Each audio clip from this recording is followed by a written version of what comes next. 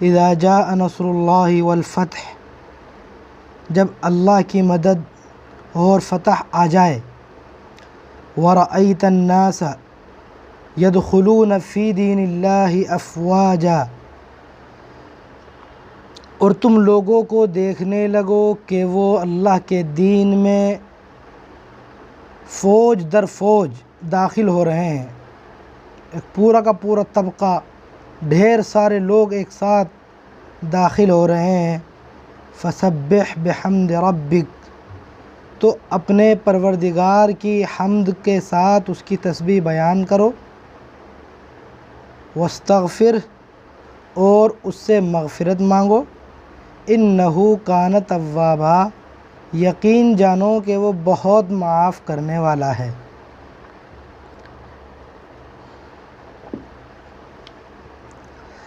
اس سورت کا دوسرا نام سورۃ التودیع بھی ہے، سورۃ التودیع۔ تودیع یعنی چھوڑ کر جانا، الوداع کہنا۔ اس سے اشارہ ملتا ہے کہ یہ جب سورت نازل ہوئی تو اسی سورت کے ذریعے سے اللہ کے رسول صلی اللہ علیہ وسلم کو یہ معلوم ہو گیا تھا کہ اب میری وفات کا وقت قریب آ چکا ہے۔ تو اللہ کے رسول صلی اللہ علیہ وسلم کو بتا دیا گیا تھا کہ جب آپ کی یہ کوشش اور کاوش جو آپ مسلسل 22-23 سال سے کر رہے ہیں، تو جب وہ رنگ لے آئے اور لوگ، جو آپ کا مشن ہے کہ لوگ دین اسلام میں داخل ہو جائیں، تو جب وہ مشن پورا ہونے لگے اور لوگ فوج در فوج داخل ہونے لگیں، تو بس اب آپ اپنی آخرت کی تیاری کیجئے اور اپنے رب کی حمد کے ساتھ تسبیح بیان کرو اور اللہ سے استغفار کرو، بے شک وہ بہت معاف کرنے والا ہے۔ یہ سب سے پہلی صورت ہے یہ سب سے آخری صورت ہے جو پوری کی پوری آپ صلی اللہ علیہ وسلم پر نازل کی گئی۔ ہوتا کیا تھا کہ ایک ایک آیت نازل ہوتی تھی یا کچھ آیتیں نازل ہوتی تھی۔ مکمل صورت جو سب سے آخر میں نازل ہوئی وہ یہی صورت ہے۔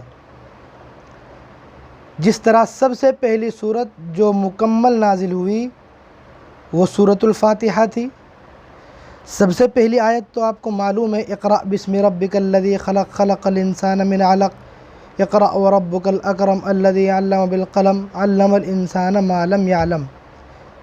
یہ آیتیں تو قرآن کی سب سے پہلے نازل ہوئی تھی، لیکن مکمل صورت، ایک پوری صورت جو ہے وہ سورہ فاتحہ سب سے پہلے نازل ہوئی، اور جب اینڈ ہونے لگا تو یہی وہ صورت تھی جو سب سے آخر میں پوری کی پوری نازل کی گئی۔ اللہ تعالیٰ ارشاد فرماتے ہیں جب اللہ کی مدد آ جائے اور فتح آ جائے۔ اب کون سی فتح مراد ہے؟ کیا مطلب ہے کہ فتح آ جائے؟ یہ بھی ہے کہ جب آپ کی محنت اور کوشش کامیاب ہو جائے اور جو کفار و مشرکین ہیں ان کو اب یہ معلوم ہو جائے کہ اب ہمارا بس چلنے والا نہیں، اب یہاں پر دین اسلام ہی چلے گا، تو وہ بھی فتح ہو سکتی ہے۔ اور فتح مکہ کی طرف بھی اشارہ ہو سکتا ہے۔ فتح مکہ آپ جانتے ہیں کہ سن 8 ہجری میں جب اللہ کے رسول صلی اللہ علیہ وسلم مدینہ منورہ سے تشریف لائے، اس سے پہلے بہت تفصیل ہے، تو اخیر میں فتح مکہ کا ہمیں کیا پیغام ملتا ہے اور فتح مکہ کیا چیز ہے، وہ میں آپ کو مختصراً بتا دیتا ہوں کہ اللہ کے رسول صلی اللہ علیہ وسلم اپنے تقریباً 10,000 صحابہ کے ساتھ تشریف لا رہے تھے مکہ مکرمہ کے اندر، اور اس وقت وہاں پر مکہ کے اندر ایک سنسنی طاری ہوئی تھی۔ وہاں پر ایک فکری انتشار تھا کہ اب کیا ہونے والا ہے، ہم نے جن کو مکہ میں ستایا اور یہاں پر ہم نے ان کو طرح طرح کی تکلیفیں دی تھی، اور ہم نے پھر ان کو یہاں سے ہجرت کرنے پر مجبور کر دیا تھا، اب وہ مدینہ منورہ سے یہاں پر آ رہے ہیں اپنی فوج اور اپنے صحابہ کو لے کر، تو اب کیا ہونے والا ہے، ہمارا کیا حشر ہوگا؟ تو سب کفار و مشرکین ڈرے ہوئے تھے، سہمے ہوئے تھے کہ یقیناً اب تو ہم میں سے کوئی بچنے والا نہیں۔ ابو سفیان خاص طور سے جو ماسٹر مائنڈ تھا وہ بھی ڈرا ہوا تھا کہ اب تو ہمارا بہت برا حشر ہونے والا ہے، اب بچنے کی کوئی توقع نہیں ہے۔ لیکن اللہ کے رسول صلی اللہ علیہ وسلم جس وقت داخل ہو رہے تھے مکہ میں، تو آپ اونٹ پر سوار تھے، تو آپ کی گردن جھکی جا رہی تھی۔ کیوں جھکی جا رہی تھی؟ عجز و انکساری کی وجہ سے، تواضع کی وجہ سے، کہ اللہ تعالیٰ نے آج مجھے وہ مقام دکھلایا اور مجھے فتح نصیب فرمائی، اب یہاں پر اسلام کا بول بالا ہوگا۔ اور آ کر پھر مکہ میں آپ نے ان بتوں کو پاش کیا تھا، ان سب بتوں کو توڑ دیا تھا۔ تو پھر سب کفار و مشرکین اکٹھا ہوئے تھے مکہ میں، اس کے آس پاس اکٹھے ہوئے تھے۔ تو اللہ کے رسول صلی اللہ علیہ وسلم نے پوچھ لیا کہ تمہارا کیا خیال ہے کہ میں آپ کے ساتھ کیا کروں گا؟ اس سے پہلے آپ صلی اللہ علیہ وسلم نے منع کر دیا تھا کہ کن کن لوگوں کو قتل نہ کیا جائے، کن لوگوں کو امان دے دی جائے، جو گھر میں گھس جائے اس کو بھی امان دے دی گئی تھی کہ اس کو چھیڑا نہ جائے۔ تو آپ صلی اللہ علیہ وسلم نے ان سے پوچھا کہ میں تمہارے ساتھ کیا حشر کرنے والا ہوں، آپ کا میرے بارے میں کیا خیال ہے کہ میں اب تمہارے ساتھ کیا کروں گا؟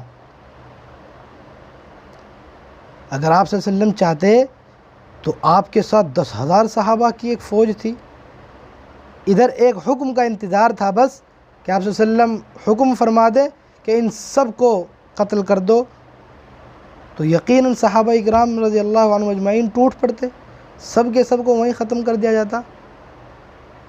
لیکن قربان جائیے اس رحمت عالم محمد مصطفیٰ صلی اللہ علیہ وسلم پر کہ جنہوں نے کہا کہ تمہارا میرے بارے میں کیا خیال ہے، تو چونکہ کفار و مشرکین جانتے تھے آپ کی عادت کہ آپ کیسے ہیں، آپ کے دشمن تو تھے لیکن مزاج شناس، آپ کا نیچر پہچانتے تھے وہ کہ بہت شریف آدمی ہے۔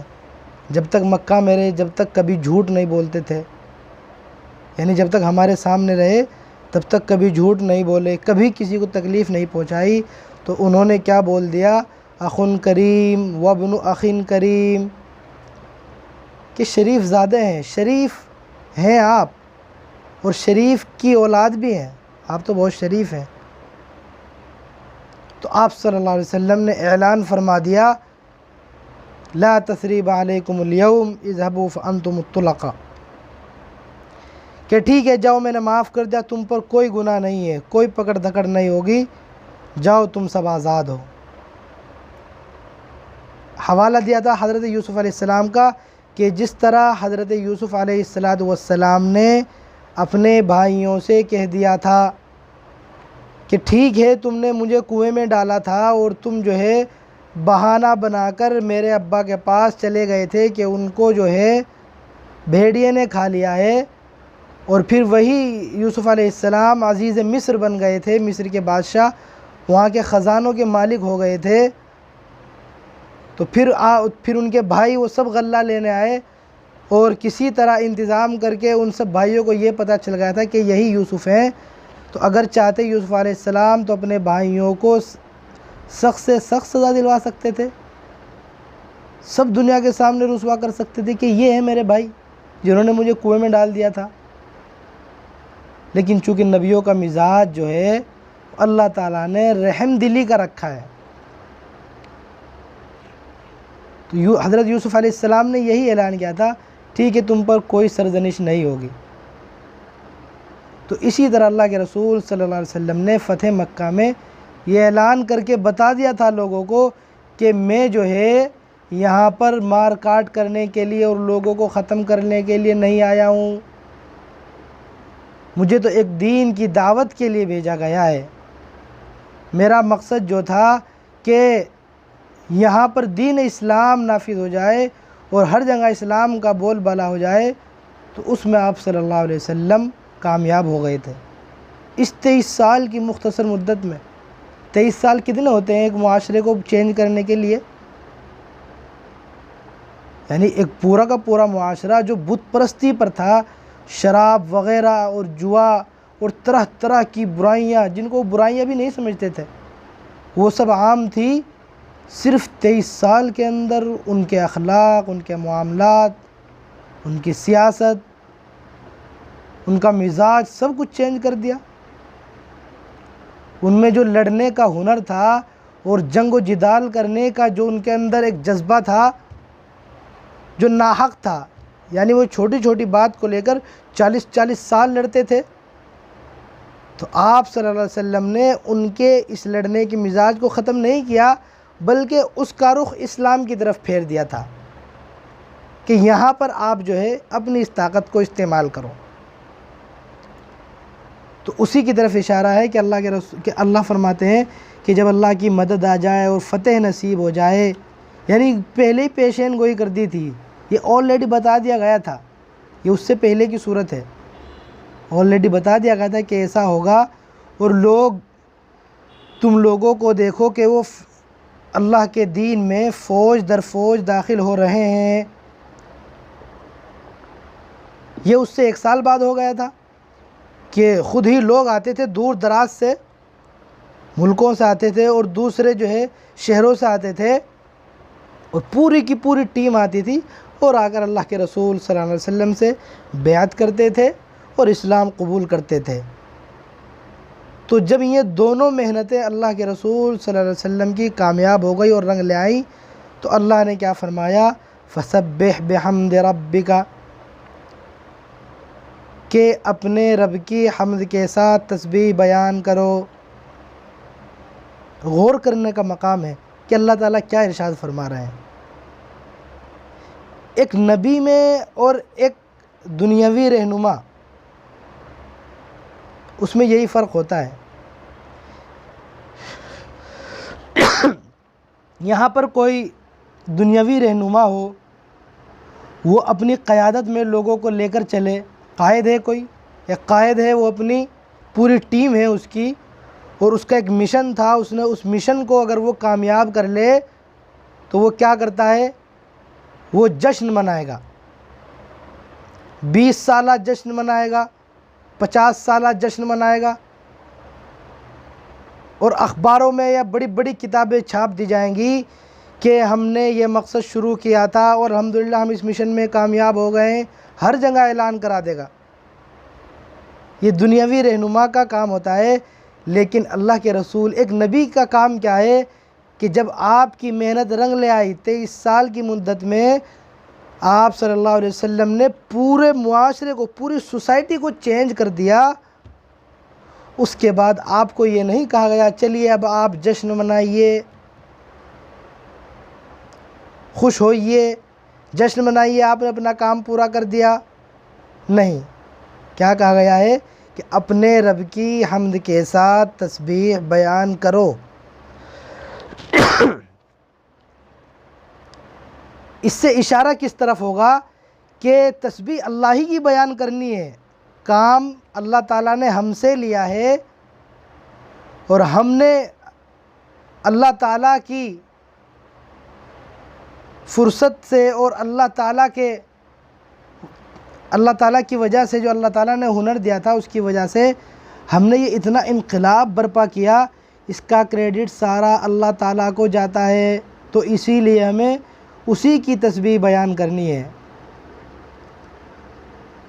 تو اشارہ اس طرف ملتا ہے کہ ہم کوئی بھی کام کریں، کوئی انقلاب برپا کر دے، انسان کوئی عظیم کارنامہ کر دے، کارنامہ انجام دے دے، ایک بڑا انقلاب برپا کر دے، تو اس کا کریڈٹ کس کو جائے گا؟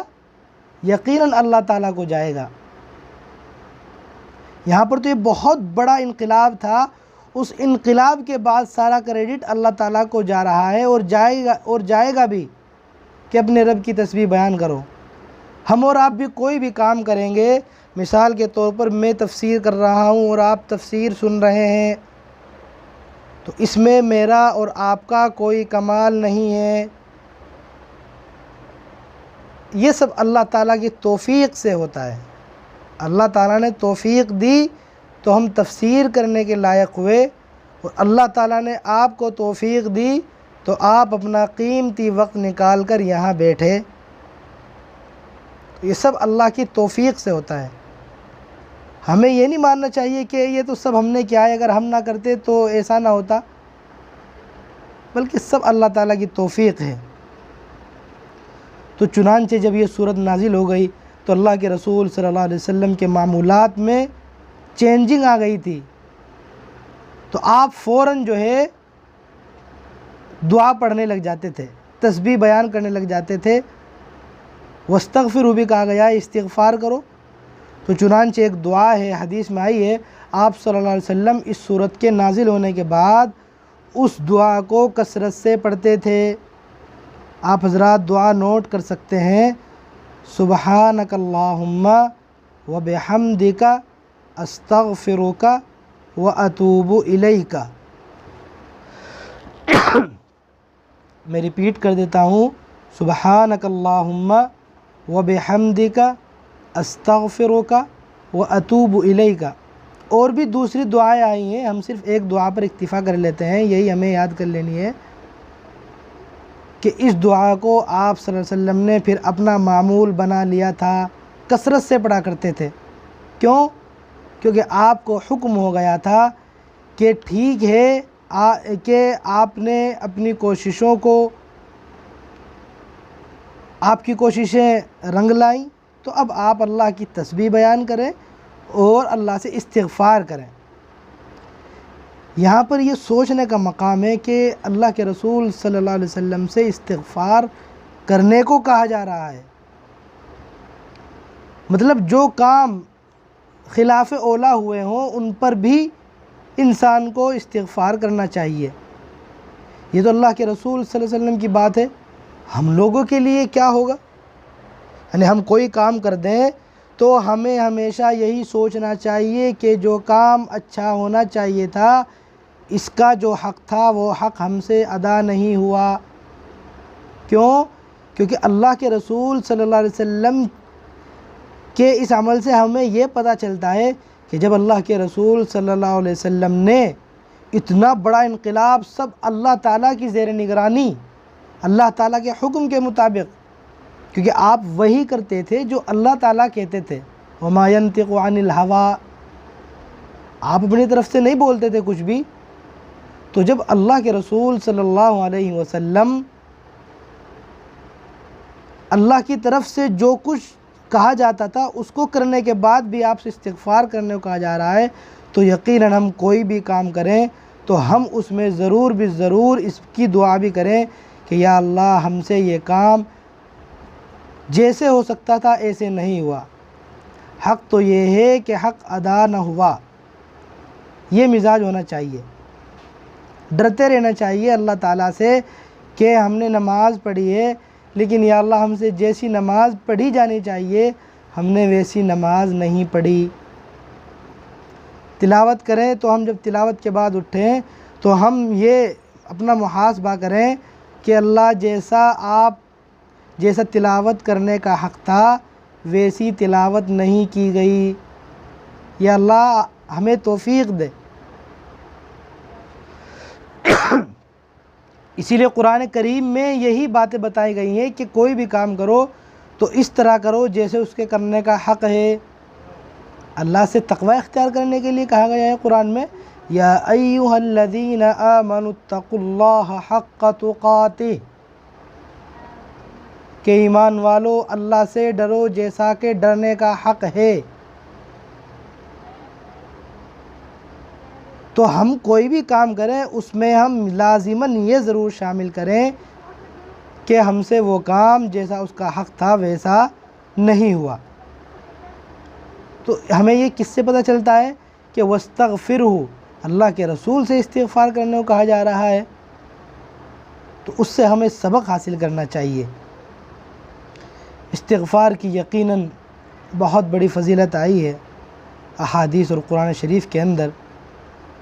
استغفار کی تسبیح اگر ہم لگاتار کرتے رہیں تو یقیناً اللہ تعالی ہمارے گناہوں کو معاف کرنے کے ساتھ ساتھ ہمیں دوسرے کاموں کی توفیق بھی دے گا، اچھے کاموں کی۔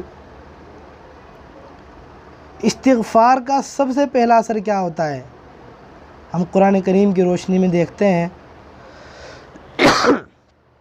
حضرت نوح علیہ السلام نے اپنے قوم کو سمجھایا تھا، 950 سال اپنی قوم کو سمجھایا، تو اسی صورت میں اللہ تعالیٰ نے فرمایا، تو اللہ تعالیٰ نے فرمایا، آیت ہے استغفروا ربکم، یعنی گویا حضرت نوح علیہ السلام کہہ رہے ہیں اپنی قوم سے کہ اپنے رب سے استغفار کرو، اپنے گناہوں کی معافی مانگو۔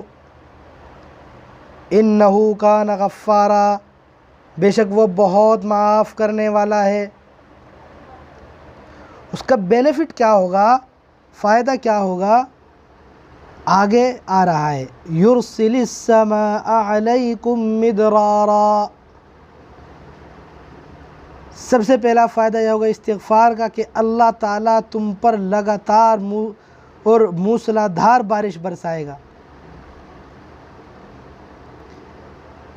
انسان جو ہے سخت گرمی میں ہوتا ہے، چاہتا ہے کہ یا اللہ رحمت نازل فرما، رحمت کی بارش نازل فرما دے، تو اس کے لیے ہم طرح طرح کے انتظامات کرتے ہیں، دعائیں کرتے ہیں۔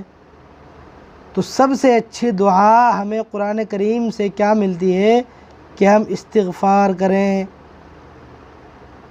استغفر اللہ ربی من کل ذنب واتوب الیہ۔ بہت سارے استغفار ہیں الگ الگ طریقے کے، ہمیں جو یاد ہو یہ بالکل مختصر سا آپ استغفار یاد رکھ لیجئے، آپ نوٹ کر سکتے ہیں جن کو یاد نہیں ہے، استغفر اللہ استغفر اللہ استغفر اللہ، ہم اس کو کہتے رہیں تو قرآن کریم کی بات تو جھوٹی نہیں ہو سکتی۔ قرآن کریم میں کیا کہا جا رہا ہے، اپنے رب سے استغفار کرو، وہ جو ہے موسلادھار بارش برسائے گا۔ تو ہمیں اگر بارش کی ضرورت ہو، موسم بہت سخت ہو، ہم لوگ چاہتے ہوں کہ اللہ کی رحمت نازل ہو جائے، تو قرآن کریم کے مزاج کے مطابق استغفار سے بہتر کوئی دعا نہیں ہے، تو ہم استغفار کریں،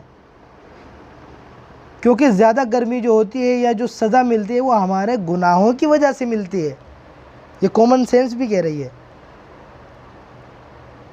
انسان پر جو بھی سزا آتی ہے وہ ہمارے گناہوں کی وجہ سے آتی ہے۔ وَمَا أَصَابَكُم مِّن مُّصِيبَةٍ فَبِمَا كَسَبَتْ أَيْدِيكُمْ، کہ تمہیں جو بھی کوئی مصیبت پہنچتی ہے تو وہ تمہارے اعمال کا نتیجہ ہوتی ہے۔ تو اگر ہمارے اعمال خراب ہے تو ہم پر مصیبت آئے گی، تو ہم نے جو کچھ کیا ہم اس پر استغفار کریں، اللہ تعالیٰ سے توبہ کر لیں، تو یقیناً اللہ تعالیٰ معاف کر دے گا اور پھر رحمت نازل فرمائے گا۔ دوسرا بینیفٹ کیا ہوگا، وَيُمْدِدْكُمْ بِأَمْوَالٍ وَبَنِينَ، اور تمہاری مدد کرے گا مال سے اور بیٹوں سے۔ یعنی اگر کوئی شخص چاہے کہ اللہ تعالیٰ مجھے دنیا میں بھی فائدے دے دے اور مجھے مال و دولت سے نوازے، تو یقیناً استغفار سے اچھی کوئی دعا نہیں ہوگی۔ اور ہم یہ چاہتے ہیں کہ اللہ تعالیٰ ہمیں اولاد بھی عطا فرما دے یا نیک صالح اولاد دے دے، تو اس سے بھی ہمیں یہ پتہ چلتا ہے کہ ہم استغفار کریں۔ تو کتنی بڑی فضیلت اور کتنا بڑا بینیفٹ اللہ تعالیٰ نے قرآن شریف کے اندر ارشاد فرمایا ہے۔ تو یہ تھا وَاسْتَغْفِرْهُ، اللہ تعالیٰ سے استغفار کرو۔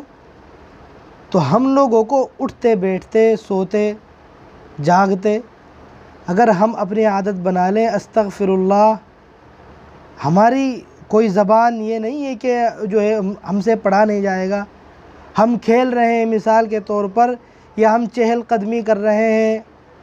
عام طور سے کیا ہوتا ہے کہ بہت سے لوگ صبح صبح چہل قدمی کرتے ہیں، آدھا گھنٹہ چہل قدمی کر لی، لیکن اگر ہم استغفار کرتے کرتے چہل قدمی کر لیں ہماری زبان پر استغفر اللہ ہم آہستہ آہستہ کہہ لیں، دل میں کہہ لیں کم سے کم، تو یقیناً وہ ہمارا چلنا اور وہ ہماری ورزش کرنا اور ہمارا چہل قدمی کرنا، جوگنگ کرنا کس قدر فائدہ مند ہوگا۔ ایک تیر سے دو شکار ہو جائیں گے، دو نہیں بلکہ یہاں تو دو سے زیادہ ان گنت شکار ہوں گے۔ کیا پتہ اللہ تعالیٰ کیا نواز دے استغفار کے بدلے، توقع نہیں کی جا سکتی۔ اللہ تعالیٰ کے یہاں ثواب کی کوئی لمٹ نہیں ہے، کوئی لمٹ نہیں ہے۔ لمٹ کس کے یہاں ہوتی ہے کہ جس کے پاس لمیٹڈ خزانہ ہوتا ہے اسی کے یہاں لمٹ ہوتی ہے۔ اللہ تعالیٰ کے یہاں تو نہ مانگنے کا کوئی خاص ٹائم ہے، جبکہ دوسروں کے یہاں آپ یہاں کسی سے مانگیے، کسی بادشاہ یا کسی کے پاس آپ راشن وغیرہ لینے جائیں تو کیا ہوتا ہے، اس کی ٹائمنگ ہوتی ہے کہ صبح 9 بجے سے شام کے 5 بجے تک آپ کو راشن ملے گا۔ اسی طرح دن کی بھی لمٹ ہوتی ہے کہ مہینے میں آپ کو صرف 2 بار ملے گا یا 1 بار ملے گا، اور یہ بھی لمٹ ہوتی ہے کہ کس کو ملے گا۔ یہ نہیں کہ کوئی بھی شخص آ جائے اور جو ہے وہ آگے راشن لے لے، بلکہ جس کا راشن کارڈ ہو اسی کو راشن ملے گا۔ تو کتنی لمٹس ہیں لوگوں کے یہاں، ہم لوگوں سے مانگے۔ لیکن اگر ہم اللہ تعالیٰ سے مانگے تو اللہ تعالیٰ کے یہاں نہ تو مانگنے کی لمٹ ہے کہ کتنا مانگے، وہاں پر کیا ہے کہ آپ کو 1 دھڑی یعنی 5 کلو سے فالتو نہیں ملے گا، اناج 10 کلو ہی ملے گا، فالتو نہیں ملے گا۔ تو وہاں پر دینے کی بھی لمٹ ہے کہ آپ کو اتنا ہی دیا جائے گا۔ لیکن اللہ تعالیٰ جو راشن کے ساتھ ساتھ سب کچھ بانٹتے ہیں، اللہ کے یہاں نہ تو مانگنے کی لمٹ ہے کتنا مانگا جائے، آپ کتنا ہی مانگ لیں،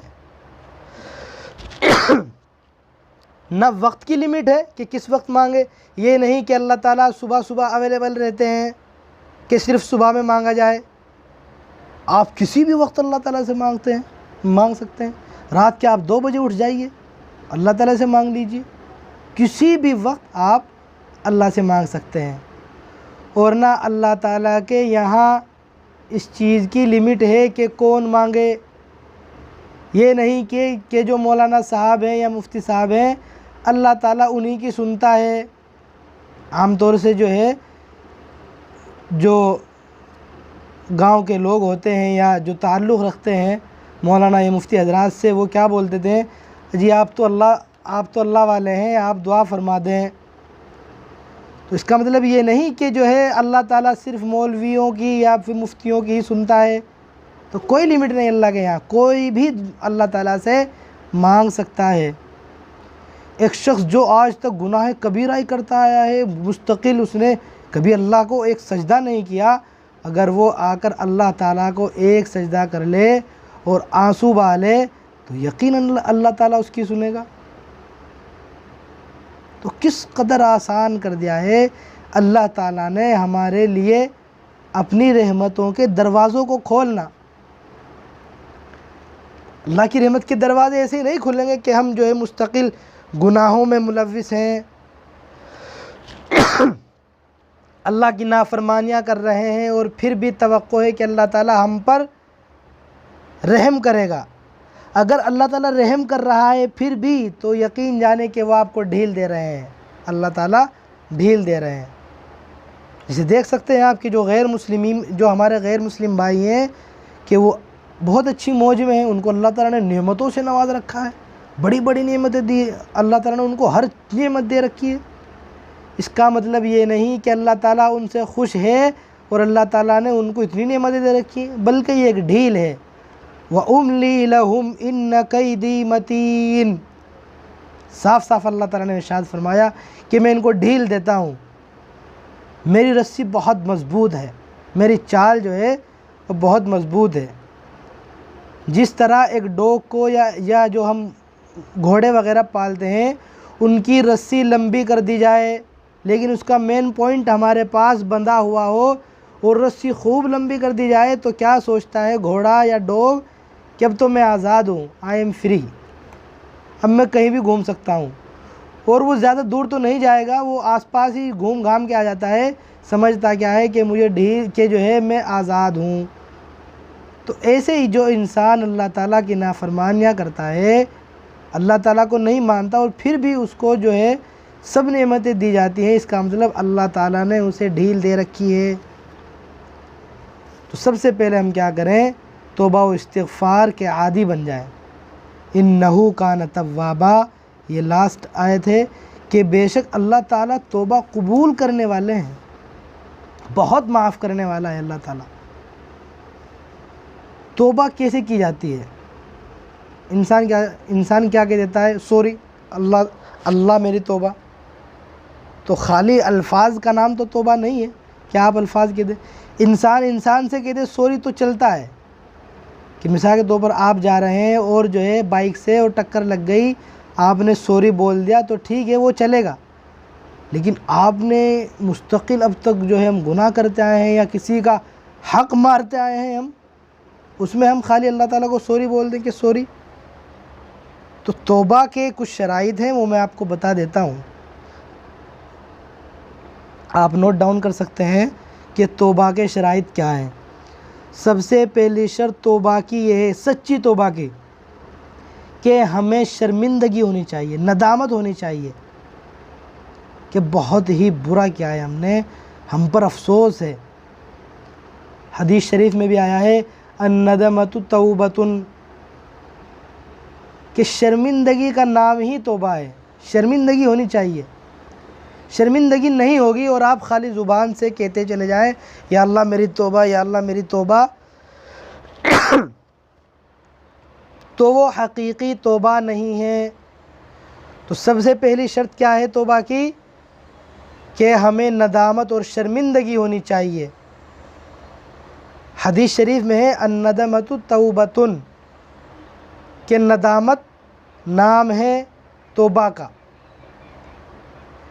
دوسری شرط ہے کہ گناہوں کو چھوڑ دینا، جو ہم اب تک گناہ کرتے آ رہے ہیں، جن سے ہم توبہ کرنا چاہتے ہیں، ہم اس گناہ کو چھوڑ دیں۔ یہ نہیں کہ ہم گناہوں کو لگاتار جاری بھی رکھیں اور ادھر توبہ کرتے رہیں اور پھر اگلے دن پھر ہم جو ہے وہ گناہ کریں اور پھر توبہ کریں، تو یہ سچی توبہ نہیں ہے۔ جیسی توبہ قرآن حکیم ہمیں سکھلاتا ہے اور اللہ کے رسول صلی اللہ علیہ وسلم نے ہمیں بتائی ہے، یہ وہ توبہ نہیں ہے۔ سچی توبہ کیا ہے؟ کہ ہم اس گناہ کو بالکل چھوڑ دیں۔ نمبر 3، تیسری شرط کیا ہے؟ کہ ہم پکا ارادہ کر لیں کہ ہم اپنی توبہ پر جمے رہیں گے۔ ہم نے جو اللہ تعالیٰ سے یہ توبہ کی ہے، ہم اسی پر جمے رہیں، بس ہم نے عہد کر لیا تو کر لیا کہ اب ہم گناہ نہیں کریں گے تو نہیں کریں گے۔ یہ نہیں کہ ہم نے اس کو توڑ دیا پھر شام کو ہم نے توبہ کر لی، دن بھر ہم جو ہے حرام خوری کرتے رہے، شام کو پھر توبہ کر لی۔ اور توبہ تو صرف اللہ تعالیٰ کے حقوق میں چلے گی، جو ہم نے اللہ تعالیٰ کے حق مارے ہیں ان میں توبہ چلے گی۔ باقی اگر ہم نے کسی کا حق مار لیا ہے، کسی کی زمین دبا لی ہے، کسی کا روپیہ پیسہ رکھ لیا ہے، تو ظاہر سی بات ہے یہ توبہ سے کام چلنے والا نہیں ہے۔ آپ کسی کے 2 لاکھ روپے مار لیں، اس سے ادھار لے لیں اور اس کو نہ دیں، اور وہ کمزور ہو، آپ اس کو ڈرا دھمکا کر رکھیں کہ نہیں دوں گا، جاؤ کر لو کیا کرو، اور وہ بیچارہ یہ سمجھتا ہے کمزور کہ اگر میں نے اس کو کچھ کہہ دیا تو مجھے اس سے سخت مجھے اس کی طرف سے اندیشہ ہے، خطرہ ہے، تو یہ حق مارنا ہوا۔ آپ نے اس کا حق مار لیا تو اس پر اگر آپ کہیں گے اللہ میری توبہ، میں نے اس کا حق مارا، آئندہ حق نہیں ماروں گا، تو یقیناً وہ معاف ہونے والا نہیں ہے جب تک آپ اس کے 2 لاکھ روپے واپس نہ دے دیں۔ تو توبہ کہاں چلے گی؟ جہاں پر ہم نے اللہ تعالیٰ کی نافرمانی کی ہو، اور جہاں ہم نے انسان کا حق دبا لیا ہو، تو وہاں تو ضروری ہے کہ ہم اس کا حق ادا کریں، پہلے حق ادا کریں، پھر اللہ تعالیٰ سے توبہ و استغفار کریں۔ یا ہم توبہ کرتے رہیں تو اللہ تعالیٰ یقیناً ہمیں پھر توفیق دے گا کہ ہم اس کے حقوق ادا کریں. توفیق بھی ملتی ہے ہمیں اللہ تعالیٰ سے اگر ہم توبہ کریں گے. تو 3 شرائط ہوئی توبہ کی. نمبر 1 ندامت اور شرمندگی ہونی چاہیے. نمبر 2 گناہوں کو چھوڑ دینا چاہیے جو ہم جس گناہ سے توبہ کر رہے ہیں. نمبر 3 اپنی توبہ پر جمے رہنا چاہیے. حدیث شریف میں آتا ہے کل بنی آدم خطاء وخیر الخطائین التوابون، کہ ہر انسان، ہر آدم کی اولاد خطا وار ہے، سب کرتے ہیں گناہ، ہر شخص سے غلطی ہوتی ہے. کوئی یہ کہے کہ میں نے تو کبھی غلطی نہیں کی، مجھ سے تو کبھی کوئی گناہ نہیں ہوا، تو یہ تو نبیوں کا خاصہ ہے. انسان سے غلطی ہوگی. حدیث شریف میں بھی آیا ہے کہ ہر انسان خطا وار ہے. لیکن کیا بہترین جملہ آگے اللہ کے رسول صلی اللہ علیہ وسلم نے ارشاد فرمایا وَخَيْرُ الْخَطَّائِينَ التَّوَّابُونَ، لیکن بہترین خطا کرنے والے، بہترین گناہگار وہ ہیں جو توبہ کرنے والے ہیں. آپ سوچ نہیں سکتے کہ بہترین کا لفظ خطا کرنے والوں کے ساتھ استعمال کیا گیا ہے، کہ بہترین خطا کرنے والے، یعنی خطا کرنے والوں میں اچھے بھی ہیں. گویا اچھے وہ ہیں کہ جو توبہ کرنے والے ہیں. یہ ہمیں حدیث سے پتہ چلتا ہے. اور قرآن میں بھی اللہ تعالیٰ ارشاد فرماتے ہیں ان اللہ یحب التوابین، کہ اللہ تعالیٰ محبت کرتا ہے توبہ کرنے والوں سے، چاہتا ہے اللہ تعالیٰ ان سے محبت کرتا ہے. تو انہ کان توابا سے ہمیں کیا پیغام ملتا ہے کہ ہمیں توبہ و استغفار کا عادی ہونا چاہیے اور ہمیں اپنے تمام گناہوں سے توبہ کر لینی چاہیے. اللہ تعالیٰ سے ہم دعا کرتے ہیں کہ اللہ تعالیٰ ہمیں عمل کرنے کی توفیق نصیب فرمائے، ہمیں استغفار کرنے کی اور زبان پر اس کو جاری رکھنے کی توفیق نصیب فرمائے. آمین ثم آمین.